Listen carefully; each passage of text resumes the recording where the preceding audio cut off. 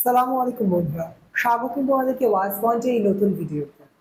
আমরা এই নতুন ভিডিওতে নবম শ্রেণীর গণিত বইয়ের অনুক্রম ও ধারা এই অধ্যায়ের দ্বিতীয় অধ্যায়ে আমরা গুণোত্তর অনুক্রম এটি সম্পর্কে জানব। বন্ধুরা, গুণোত্তর অনুক্রম আগে আমরা দেখিনি গুণোত্তর অনুক্রম কি, যদি আমাদেরকে বুঝতে হয়। আমরা এর আগের ভিডিওতে তোমাদেরকে সমান্তর অনুক্রম দেখিয়েছি, ঠিক তেমনি আমরা আর একটা প্রকারভেদ দেখবো অনুক্রমের, তা হচ্ছে গুণোত্তর অনুক্রম। যে অনুক্রমের ক্রমিক দুটি পদের সাধারণ অনুপাত বা ভাগফল সর্বদা সমান তাকে গুণোত্তর অনুক্রম বলে। তাহলে গুণোত্তর অনুক্রম কি? যে অনুক্রমের ক্রমিক দুটি পদের সাধারণ অনুপাত, যে অনুক্রমের ক্রমিক দুটি পদের সাধারণ অনুপাত বা ভাগফল সর্বদাই সমান তাকে আমরা বলছি গুণোত্তর অনুক্রম। বন্ধুরা, এর মানেটা কি? সাধারণ অনুপাত বা ভাগফল, এটা দ্বারা আমরা কি বুঝাচ্ছি আসলে, তা আমরা একটি উদাহরণের সাহায্যে বুঝে নেব।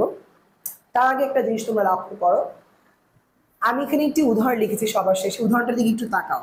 উদাহরণটাতে কি দেওয়া আছে? 5, 10, 20, 40, 80, 160, 320। দেখো তো বন্ধুরা, প্রথম পদটা কি? 5। দ্বিতীয় পদ কি? 10। 10 কি আমরা 5 × 2 লিখতে পারি? বা 5-এর জায়গায় প্রথম পদ × 2। তেমনি ঠিক তেমনিভাবে তৃতীয় পদে কি দেওয়া আছে আমার? 20। এটাকে আমি কি লিখতে পারি? 10 × 2, যেখানে আমি লিখতে পারি দ্বিতীয় পদ × 2। ঠিক তেমনিভাবে চতুর্থ পদ যদি তুমি বের করো 40, এটা সবসময় আমি কি লিখতে পারি? 20 × 2, বা 20 হচ্ছে তৃতীয় পদ, তাহলে তৃতীয় পদ × 2। বন্ধুরা, এই জিনিসটা রাখার মানে কি দেখো, আর এই উদাহরণ থেকে প্রত্যেকটা পদ লিখলাম। প্রথম পদের মান 5, দ্বিতীয় পদের মান 10, তৃতীয় মান 20, চতুর্থের মান 40, এবং এই প্রত্যেকটাকে ভাঙালাম। যেমন 10-কে 5 × 2 ভাঙালাম, 20-কে 10 × 2, এবং 40-কে 20 × 2। দেখো তো ভাঙে আমি কি পেলাম? 5 যেহেতু প্রথম পদ, তাহলে প্রথম পদ × 2, তাহলে দ্বিতীয় পদ কি? প্রথম পদের সাথে 2 গুণ করছে। ঠিক তেমনি তৃতীয় পদ দ্বিতীয় পদের সাথে 2 গুণ করে, আর চতুর্থ পদ তৃতীয় পদের সাথে 2 গুণ করে হয়েছে। এখন বন্ধুরা, যদি আমি এদেরকে ভাগ করি, দেখো তো, দ্বিতীয় পদ ভাগ প্রথম পদ, কিংবা তাহলে আমি কত পাচ্ছি? দ্বিতীয় পদ কত? 10। 10 ভাগ প্রথম পদ কত আমার? 5। কত পাচ্ছি? 2। আবার বন্ধুরা, আমি যদি তৃতীয় পদ ভাগ দ্বিতীয় পদ করি, তাহলে আমি কি পাবো? তৃতীয় পদ আমার কত? 20, আর দ্বিতীয় পদ হচ্ছে 10, 20/10, রেজাল্ট কত? 2। ঠিক তেমনি ভাবে তুমি এরকম যত এই অনুক্রমে যত সামনে আগাতে থাকবে, তত তুমি দেখবে যে পরপর দুটি পদের অনুপাত বা ভাগফল কত? 2। অর্থাৎ আমি প্রথম পদ যা পাবো, দ্বিতীয় পদ কি পাবো? তার থেকে দ্বিগুণ পাবো।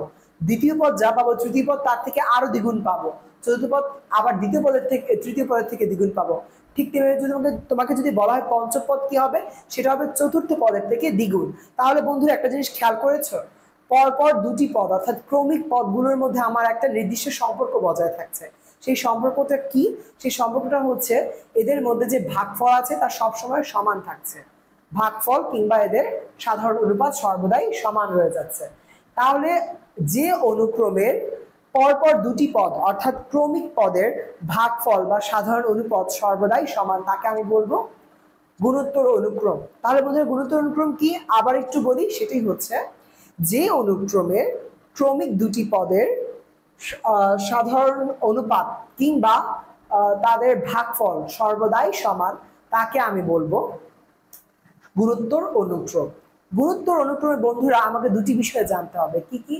গুণোত্তর অনুক্রমের প্রথম পদ, আমরা গুণোত্তর অনুক্রমের প্রথম পদকে এই হিসেবে চিহ্নিত করি। নিশ্চয়ই তোমরা এর আগের ভিডিওতে দেখেছো যে সমান্তর অনুক্রমের প্রথম পদটিকে আমরা কি বলি? এ। সমান্তর অনুক্রমের জন্য আমরা প্রথম পদকে এ বলবো, এবং গুণোত্তর অনুক্রমের জন্য আমরা প্রথম পদকে এ বলবো। বন্ধুরা, এরপরে খেয়াল করো, এই গুণোত্তর অনুক্রমের প্রথম পদ তো এ, এবং সাধারণ অনুপাতকে আমি কি দিয়ে প্রকাশ করেছি?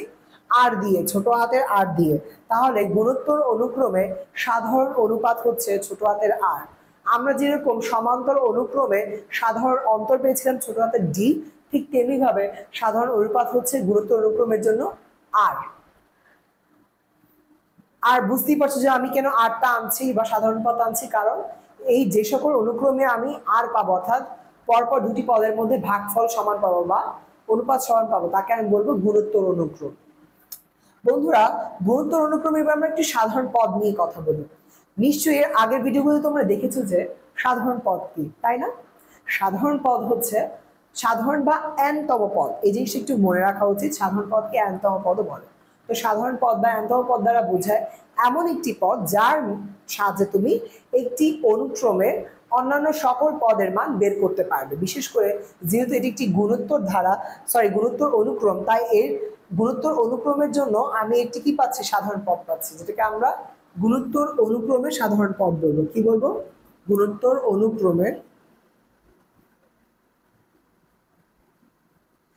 অনুক্রমের সাধারণ পদ, যেটাকে আমরা বলছি an is equal to an is equal to কি, a into r to the power n minus 1। তাহলে বন্ধুরা আমি সাধারণ পদরূপে কি পেলাম? সাধারণ পদকে বা n তম পদকে আমি an দ্বারা প্রকাশ করলাম, সমান সমান চিহ্ন দিয়ে লিখলাম a into r to the power n minus 1। এই কথা দ্বারা বন্ধুরা কি বোঝাচ্ছে দেখো, এ দ্বারা বোঝাচ্ছে আমার প্রথম পদ, আর আর দ্বারা বোঝাচ্ছে পরপর দুটি পদের সাধারণ অনুপাত বা ভাগফল, আর এই n দ্বারা বোঝাচ্ছে তুমি কত তম পদ বের করতে চাও সেটা। এই হচ্ছে আমার একটি গুণোত্তর অনুক্রমের জন্য সাধারণ পদ, অর্থাৎ an is equal to a into r to the power n minus 1। বন্ধুরা, একটা জিনিস আমরা যদি এই উদাহরণটা থেকেই দেখি, এই উদাহরণটাতে আমার প্রথম পদ কি দেওয়া আছে, a is equal to 5। তারপরে এই উদাহরণে আমার r এর মান কত, সাধারণ অনুপাত 10/5 কিংবা 20/10 কিংবা 40/20। আমি কি পাচ্ছি? 2 পাচ্ছি, অর্থাৎ দ্বিতীয় পদ ভাগ প্রথম পদ বা তৃতীয় পদ ভাগ দ্বিতীয় পদ বা চতুর্থ পদ ভাগ প্রথম পদ, আমি শেষমেশ আনসার কি পাচ্ছি? 2। অর্থাৎ তার সাধারণ পদ হচ্ছে 2, যেটা কিনা সর্বদাই সমান থাকছে, তার মানে এটা একটি গুণোত্তর অনুক্রম। আর বন্ধুরা, এইখান থেকে তুমি কি আমাকে বলতে পারবে এই গুণোত্তর অনুক্রমের আমার সাধারণ পদ কত বা n-তম পদ কত? তার এই গুণোত্তর অনুক্রমের সাধারণ পদ বা n-তম পদ হচ্ছে an is equal to a into r to the power n minus 1। অর্থাৎ a এর মানটা বসবে কত? 5, এবং r এর মানটা বসবে হচ্ছে 2 to the power n minus 1। তাহলে 5 into to the power n minus 1 হচ্ছে আমার এই গুণোত্তর অনুক্রম, আর যখন ধারা হবে তখন ধারা, এই গুণোত্তর অনুক্রমের জন্য একটি কি সাধারণ পদের মান।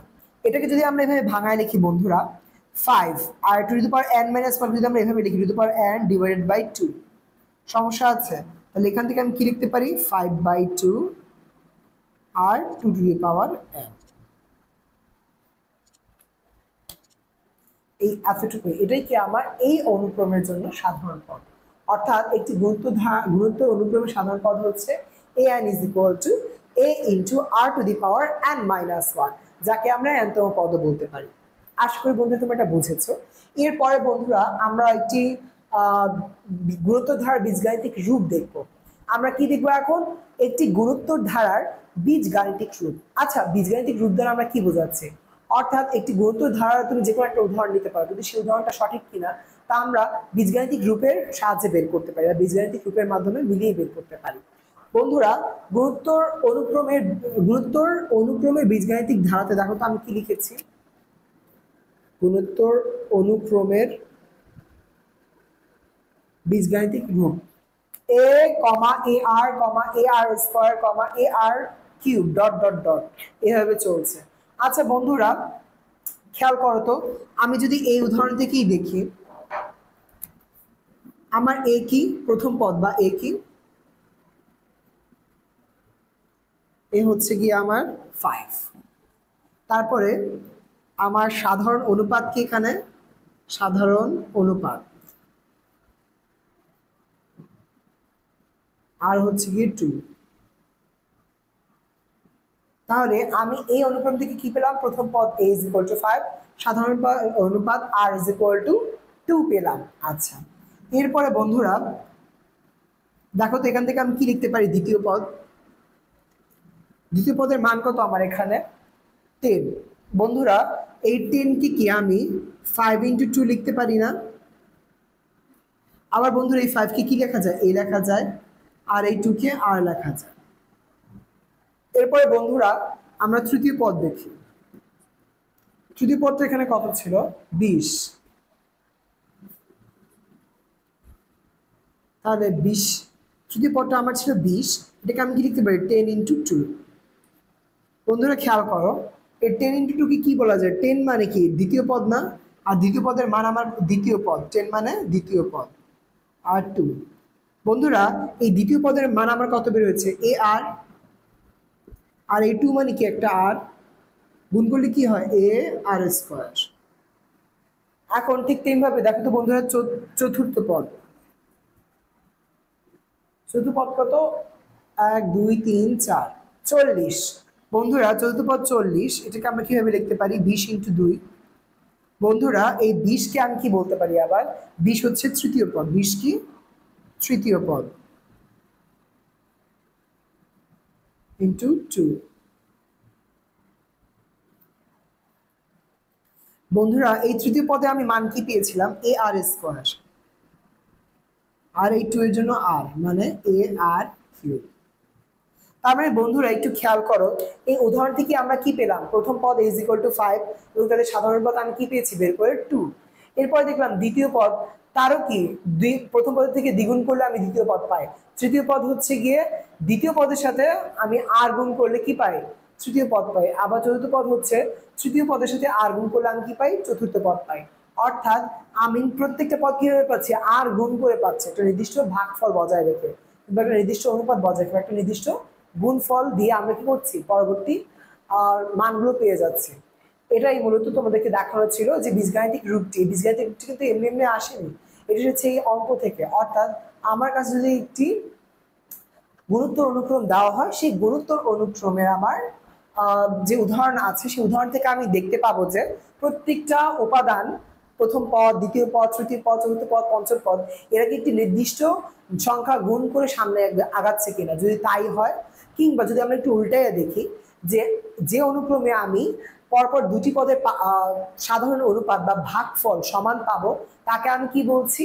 তাকে আমি বলছি গুণোত্তর অনুক্রম। এবং গুণোত্তর অনুক্রমের বীজগাণিতিক রূপ আমরা এভাবেই পাচ্ছি। অর্থাৎ প্রথম পদের সাথে যখন আর সাধারণ অনুপাত গুণ করবো, দ্বিতীয় উপাদান পাবো। ঠিক তেমনি দ্বিতীয় উপাদানের সাথে বা দ্বিতীয় পদের সাথে যখন আমি আর গুণ করব, তৃতীয় পদ পাবো। আবার তৃতীয় পদের সাথে যখন আর একটা আর গুণ করবো, আমি চতুর্থ পদ পাবো। এভাবে করে আমরা কি করব? যতগুলো পদ আছে বের করে নিতে পারবো। এছাড়া তোমরা যে গুণোত্তর অনুক্রমের সাধারণ পদটা দেখলে, এই পদের সাহায্যে তুমি একটি গুণোত্তর অনুক্রমের যে কোনো অন্যান্য উপাদানও কি করতে পারবে, বা পদ কি করতে পারবে? বের করে নিতে পারবে।